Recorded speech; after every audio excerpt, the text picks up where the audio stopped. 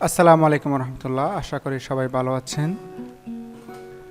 আপনাদের সাথে আছি আমি মোহাম্মদ আব্দুর রহিম। আজকে আমাদের 15তম ভিডিও। আজকে আমরা যেই বিষয়টা দেখব সেটা হচ্ছে ড্রপ ক্যাপ। আমরা যদি একটু দেখি ড্রপ ক্যাপ বিষয়টা কীরকম।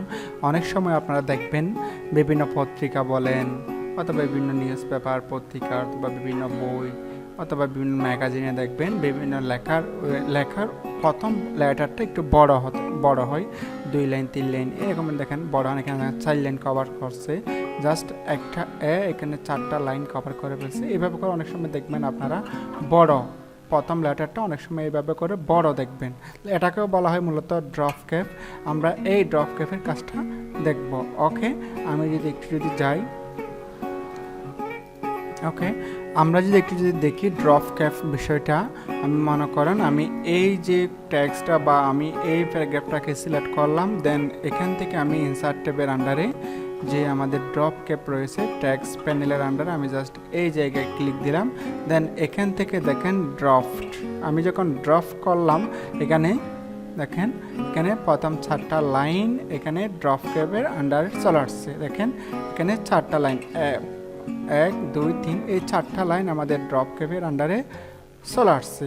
এটাকে বলা হয় মূলত ড্রপ ক্যাপ। আমি আরেকটু দেখি, আমি এটাকে আবার সিলেক্ট করলাম, আমি এটাকে আবার সিলেক্ট করলাম। দেন এখান থেকে আমি আবার ড্রপ ক্যাপে গেলাম।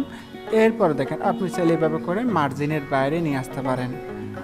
এভাবেও অনেক সময় আমরা ড্রপ ক্যাপ দেখি, চাইলে এভাবে করে ইন মার্জিন অর্থাৎ মার্জিনের বাইরে এটাকে ড্রপ ক্যাপটাকে নিয়ে আসতে পারেন, নির্দিষ্ট যে বা প্রথম লেটারটাকে নিয়ে আসতে পারেন। এখন আমি চাচ্ছি যে এটাকে আমি 3 লাইন দেব না বা 4 লাইন দেব না, আমি এটাকে জাস্ট 2 লাইনের একটা ড্রপ ক্যাপ অ্যাড করবো। তাহলে কীভাবে করব?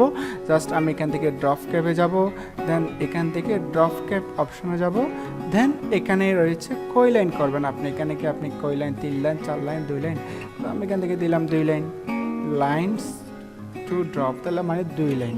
এরপর আপনি চাইলে এখানে ডিস্টেন্সে অ্যাড করতে পারেন। এখান থেকে আমি নির্দিষ্ট একটা পয়েন্ট দিয়ে দিলাম, দেন এখান থেকে আমি ওকে করলাম। দেখেন এখানে 2 লাইনে একটা ড্রপ ক্যাপ হয়ে গেছে, কিন্তু নিচের যে একটা ট্যাক্স রয়েছে এটা আমাদের প্রয়োজন নাই। দেখেন এখন আমাদের 2 লাইনের ড্রপটা হয়ে গেছে। আপনারা চাইলে এইভাবে করে ড্রপ ক্যাপটা ইউজ করতে পারেন। আমি যদি দ্বিতীয় এই প্যারাগ্রাফের মধ্যে যদি ড্রপ ক্যাপ অ্যাড করতে চাই, আমি আবার ড্রপ ক্যাপে গেলাম, দেন এখান থেকে ড্রপড। ওকে, এভাবে করে আপনি চাইলে ড্রপ ক্যাপটা ইউজ করতে পারেন। আশা করি বুঝতে পেরেছেন কিভাবে ড্রপ ক্যাপ ইউজ করতে হয়। অবশ্যই ভালো থাকবেন। পরবর্তী ভিডিও দেখার আমন্ত্রণ রইল। ওকে, আসসালামু আলাইকুম রহমতুল্লাহ।